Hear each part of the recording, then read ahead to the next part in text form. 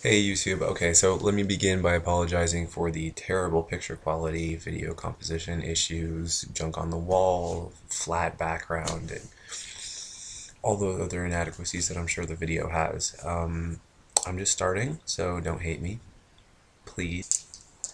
I've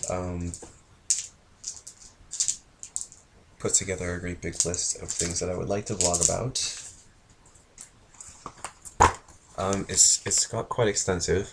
The reason for this is that today I spent 2.5 hours in between the end of a review session for an exam and going to the exam itself. The exam took me fewer than 30 minutes to complete. I would wager I spent about 25 minutes working on the test. From among the great big list of vlog ideas, I have selected let's pitch character ideas for. I went to a website and I will link that for you.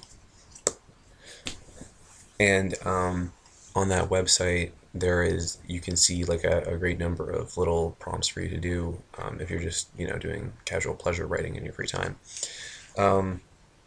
The one that I got was write about a character, write about a person who is about doing everything by the book. So I sat down and I said to myself, oh well, this is easy, I'm just going to do a damn bureaucrat. I think that bureaucrats are charming characters. I've worked in bureaucracy for a number of years, and so it's something with which I have some familiarity.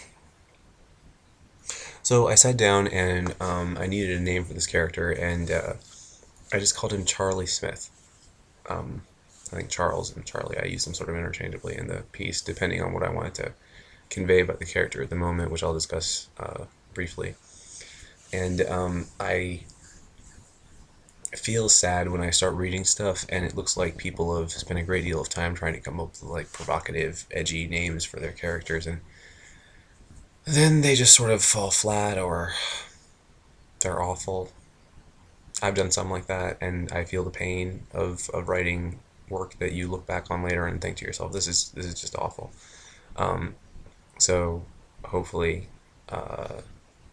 if you're in that place where you've written a character and you think, well, this character is just awful, you can have listen to the things I'm going to talk about here tonight, and also have a look at the blog, which I will link once again. And with any luck, you will garner something from that is useful to you. I don't claim by any means to be a professional writer. For the character of Charlie Smith, what I decided to do is I took this by the book, petulant, particular, grumpy, old sort of a character. I sort of like writing old characters, and I think that there's something deliberate to writing old characters because, I mean, everybody knows what it's like to be young. Everybody can write young characters, but young characters, they have their own challenges and their own particulars and interests, but I think that everybody expects young characters to be plucky and come out of their difficulties and things like that. And when an old character delivers on that sort of the sort of experience that they're able to transcend the boundaries that have been set around them, many of which are we sort of inherently set by age in the way that we treat age in our culture. I think that it makes the story significantly more moving. With Charlie Smith, I wanted to write a story, and I was attempting to be deliberately misleading about the character. And what I wanted him to do was to come off like this prickish son of a bitch, because I wanted to juxtapose that sort of playful, transcendent quality with this quite brutal, really, sort of bureaucratic, I'm in your way, you're just a number to me sort of an asshole. And to juxtapose those two was really quite satisfying. But more than that, I wanted to create a character who was deliberately three-dimensional, not just because writing three-dimensional characters is a good practice. I wanted to do it because you run into Charlie Smith all the time. He's filling out your DMV where I put Charlie. He's the guy who takes your picture and then sends you on your way, or that surly bastard sitting behind the convenience store counter, or that dick down at the liquor store, or any of those people in those jobs that are very much unenviable. I wanted to create that sensation of this asshole who you run into at the BMV, DMV, whatever you have in your state. In Ohio, we have a bureau. I think I wrote it. I wrote it as a D, and I said it in Iowa because I thought to myself, that just sounds like Des Moines, Iowa, sounds like one of the most profoundly boring large cities in the country, and I felt that's probably me being from the Midwest, making fun of the Midwest has some irony to it, to be sure. But I just wanted to invoke that without, beating up Ohio. Like, we don't need any more of it. When he goes home, he has his aspirations and his goals and the things that he does with his life. And I really wanted to portray with this character a person who was not just his job. He is not one dimensional. He is not, he's very much dedicated to his job. He enjoys being a bureaucrat. He loves making his lines efficient and arranging his desk at perfect right angles and doing all of these very OCD sort of anal retentive bastard kind of things that drive people absolutely nuts, just utter neat freak organization Nazi type of things.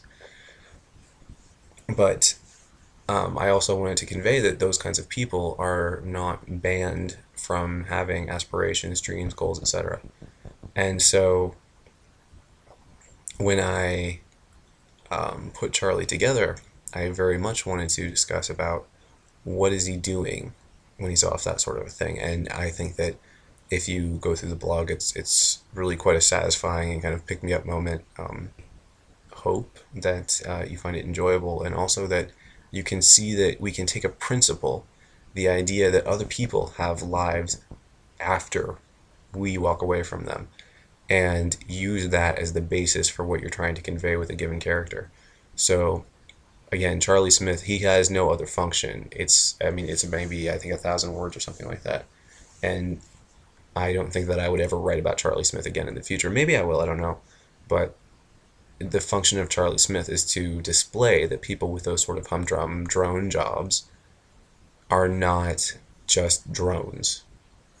And I would recommend trying to take that sort of a concept and build that into a character, rather than saying, here is a person and he had a childhood and a life and so on and so forth. And I'll just try and fill in these little boxes and make that be something that happens. And that may be criticized as somewhat allegorical, but I think that allegory is something that we undervalue radically. I think that we've got it in our head that everybody has to be like some sort of a perfect reflection of reality. And I think that you can reflect reality in art without attempting to mirror it. I think that you can draw attention to something. An allegorical over-representation, which I would absolutely say is a valid way to look at Charles Smith, is not necessarily a useless thing. And I would encourage people to play around with allegory a little bit, although perhaps not the heavy-handed sort of medieval allegory. If you're using allegory, use allegory with a light hand. Is just something that I prefer. Again, all of this is highly subjective, so I'm just talking about my hobbies here. So hopefully you'll enjoy that, and I hope that you decide that my writing isn't total rubbish. Maybe come up with some light-handed allegorical sorts of characters of your own, some characters that take a concept and use that as everything that you really are writing about this character, a juxtaposition of ideas in this case. I'm going to stay within the literary theme for the next one, so next time I do this, let's Talk About Elves. It's like number 25 or something on my great big list. So next time we're going to do Let's Talk About Elves, and if any of you are Tolkien geeks, we can totally have a monstrous debate inside of my comments, and I would be delighted to see that happen. Alright, talk to you later. Bye.